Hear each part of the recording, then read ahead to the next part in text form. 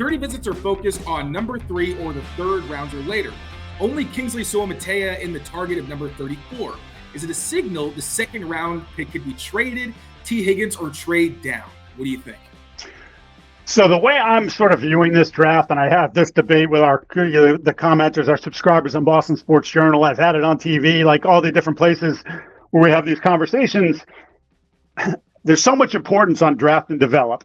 And yes, we're seeing the fruits of 2020. They're bringing a lot of these guys back, and people are now, hey, Belichick could draft. Well, 1 year. There's a lot of bad years, which is part of the reason why he's no longer here. But like, they need to draft and develop.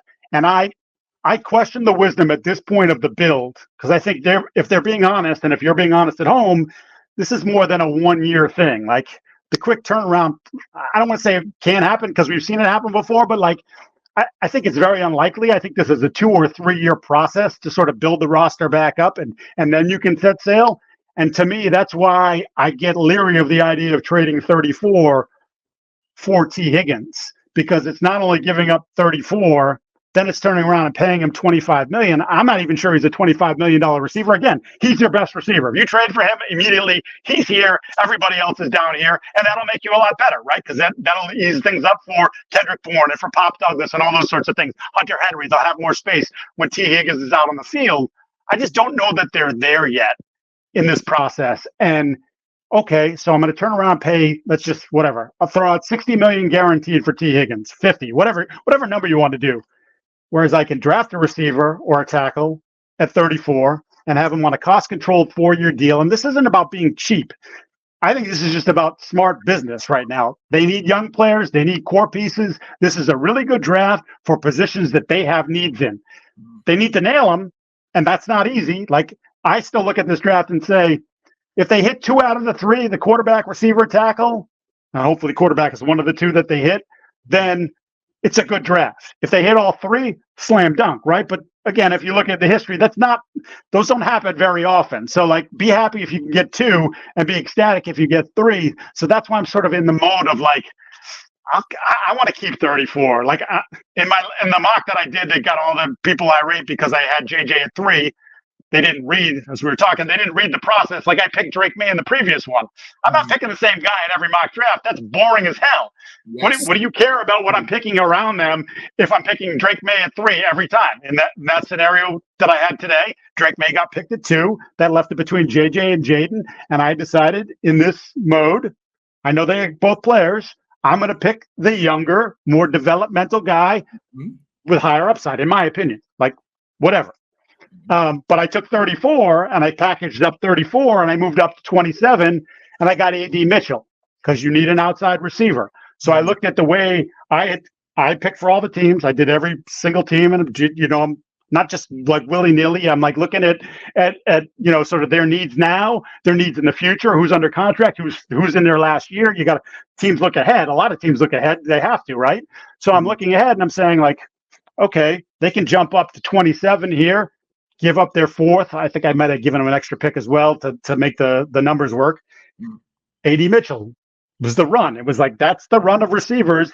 He's the last big outside receiver that, like, if you're not going Leggett, which again, I think people would view Leggett more as a second-day guy. I think people look at A.D. and say he's a first-day guy. And I still have some issues with A.D., but I'm like, that's the best guy on the board right now. Between tackle and wide receiver, that's the best guy. I'm going to trade up there, and I'm going to make that. I'm going to target guys. Because to me, this draft it's not about keeping all your picks. It's about identifying the guys that you want and going to get them. And if that costs you later day picks or even a future 4th or 5th somewhere down the line, then you go do it because you don't have enough blue chip players. And if you look at that guy at 50 or 44 or 27 and you say, man, if we could only get him, well, you got the capital, go do it, right? And bring him here. And all of a sudden, if you get Drake May, you may have a blue chipper at quarterback. If you get A.D. Mitchell, you might have a blue chipper at wide receiver. And all of a sudden, when you look at your roster, you're like, and I've seen you do the roster, it's lean, man. You don't have a lot of, there's a lot of average players on this football team. Yeah. You need to take some shots on some guys. And I think that's sort of the way I sort of view this process. Like, I think, and again, we don't know because we haven't seen Elliott do it, but just talking to people about him, that I think he has that sort of creative mind and sort of ideas about what he wants to do. And it wouldn't surprise me if they are aggressive and try to trade up and not worry about, because you know how people in New England get like 6th and 7th round picks are like gold. No, not really. Like it's the dart throws, and sometimes you hit Pop Douglas, right? And sometimes, who do we pick in the 6th round? I don't even remember, right? Because generally that's how it works. Yeah, I would love to see them get aggressive, honestly, because I don't think past the 1st round, there's a lot of guys where, receivers, there's not really that number one true guy. I love Leggett. I think he could be a great 2, an okay to good number 1. But I've been saying this for a while. I think, honestly, you follow kind of that Bengals approach where the first year you get your quarterback, you get yourself that elite number 2, which is what Tee Higgins is. When did they get Jamar Chase? The next year. Because they actually got some guys. Now, they could have done a better job with the offensive line. I'm hoping that Elliott does more to address that. But you look at this class, I think there's a ton of guys who can be really, really good depth receivers. And then, you look at tackle, you got Chuks Okorafor. It's pretty obvious that they're going to want to get some more tackles. And even if you get like a Jordan Morgan in the 2nd round, some guy with tackle, maybe also guard flexibility. You look at day 3, if you trust Scott Peters, and honestly, from everything I've heard about him, I'm pretty confident that he should be able to really teach these guys up and get them sound technique-wise. You can get like a Javon Foster, a Travis Glover, Christian Jones of easier cup of tea. You can get those tackles, but yeah, I think that the picks, not the late ones, not the dart throws necessarily, but those ones in like the top 100, top 120, those can turn into really good players for you down the road, where maybe this year you lean more on the guys who are on 1-year deals, like a Jacoby, like a Chuks, like a KJ Osborne. I don't know if he's on one-year deal or not, but those guys who really are clearly plugging holes, not in your long-term plans. You kind of take it on the chin. If your young guys develop quickly enough to get on the field, that's fantastic.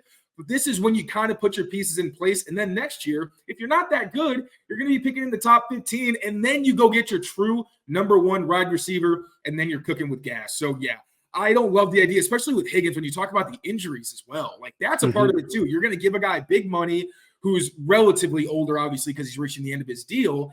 And he's not really the healthiest guy either. And you don't know for a fact he's a number 1. Like, I'd put him like kind of in that Calvin Ridley category, where if he's your 1, he's good, but I don't know if he's the kind of guy who completely changes how the defense is going to play you. So yeah, hold on to your picks. Don't bring in. And that's when I looked at Ridley and I said, like, again, for the people that argued like it's too much money. Yeah, of course it's too much money. But in a year or 2, we're going to be like, that's the 20th best wide receiver contract. You're not going to be freaking out. And again, it's only money. Here in your scenario, like, no. You're better off trading the people that say you're better off trading the pick and trading for Higgins. Well, okay, now you're losing a player that you're going to control for at least 4 years, that if you're doing your job at 34, he's a starter for you, if not right away, pretty close to being right away, right? And making an impact on your team. And yes, Tee Higgins would make an impact on your team, but it's giving up that asset and then paying that money when what's it going to do for you right now? Yeah. Is it going to make you a 7-win team? Like, okay, well, we just went through the thing where, you can't tell people to lose. Those guys weren't out there trying to lose, but like, had they lost the Denver game, you're picking 2. Now, for the people that are complaining, like, oh, if you're taking a quarterback, you're waiting for the 3rd guy. Well, you're hoping one of the guys that Washington screws it up, or maybe Chicago screws it up and Caleb's not that dude. But like, oh, okay, I don't need that. I don't think people should look at that and be like, oh, we want to be a 7-win team. Like, no, the idea is to build up the roster, and then when it's time to fly, then you go fly, right? And I think that's why they looked at Ridley and were aggressive, and would have been had Mike Evans gotten on the board as a free agent, because they were like, okay, all we got to do is give up money here. That's all we got to do. Like, it's a lot, but okay, he'll help us. He'll slot guys in. He'll give us a little breathing room with maybe a younger player or a younger quarterback, but he's not going to be here when we're good. Like, when it's time to go, when we think we're going to be contending for playoff spots and hopefully something greater than that, like, that guy's wash, right? Or that guy's like, he's a 4th receiver at that point, just hanging on for one last ride. That's not, to me, that's not the idea at this point. And plus, talk about building up the roster, especially obviously quarterback. We mentioned it earlier. Not having a quarterback, that was a pretty big factor in the free agency. I'm sure that was a big reason Calvin Ridley didn't want to come here. Like, is Will Levis some kind of future Pro Bowler? No. But you at least know who your quarterback's going to be. You have no idea if it's going to be Jacoby Brissett for most of the year or what have you. So the Patriots are sitting on all this money. And if you're even talking about trading for Tee Higgins, is he going to want to come here? a lot of the time these teams at least try to find some middle ground where it's like, okay, we want to get capital. We're not going to send you to no man's land where we have, you're probably going to waste the rest of your career with a team that's not going to get good anytime soon. So build it up. It's going to be painful for a couple of years, but if Elliott Wolf is who we think he is and this coaching staff is who they've been built to be, things should be all right. Mike, thank you so much for your time, man. I really appreciate it. Testing my skills on Prize Picks this season is the most exciting way to play daily fantasy sports. If you have the skills, you can turn $10 into $1,000 with just a few taps. Use the code CLNS for the first deposit match up to $100. Pick more, pick less. It's that easy.